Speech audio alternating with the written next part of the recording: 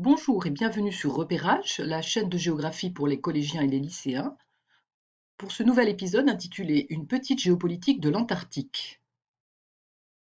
Cette vidéo constitue une introduction à mon article sur Amnesty Générale intitulé L'Antarctique, son statut, ses bases scientifiques.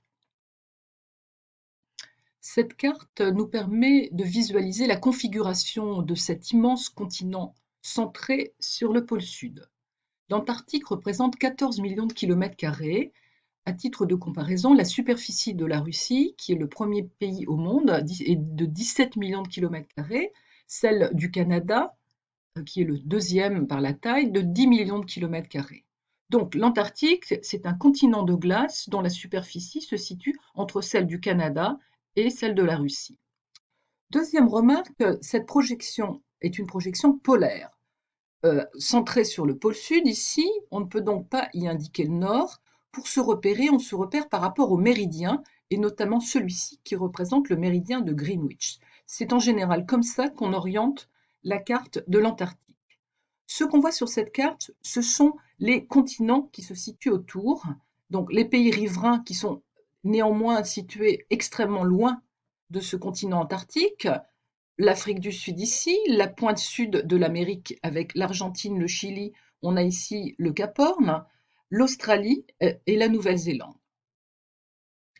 J'ai indiqué deux limites particulières. La première est le cercle polaire antarctique qui se situe à 66 degrés 33 minutes de latitude sud.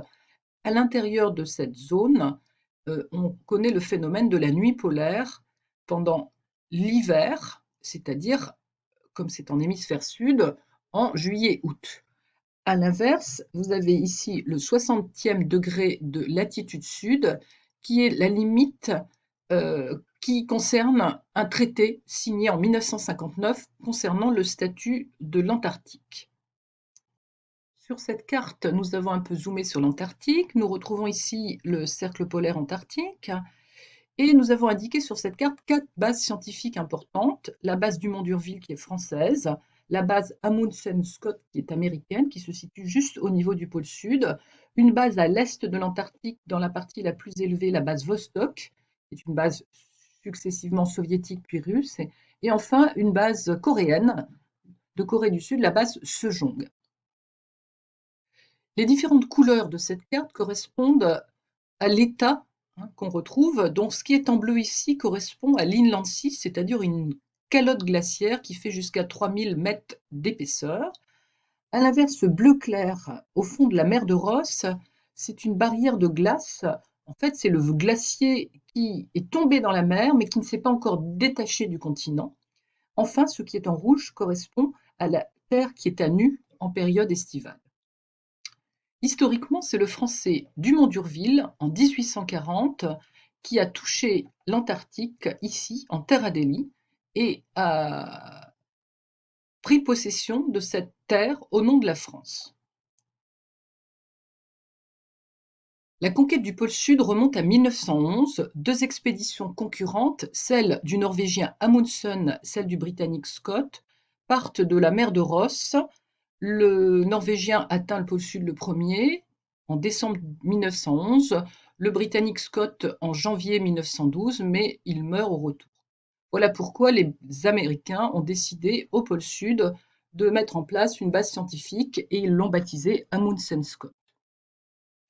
La troisième base que j'ai indiquée sur cette carte est la base Vostok, qui est une base soviétique construite pendant la guerre froide et qui est la base la plus extrême d'Antarctique puisqu'elle se situe à 3500 mètres d'altitude, c'est-à-dire à l'endroit où il fait le plus froid en Antarctique et à l'endroit où les scientifiques manquent également d'oxygène.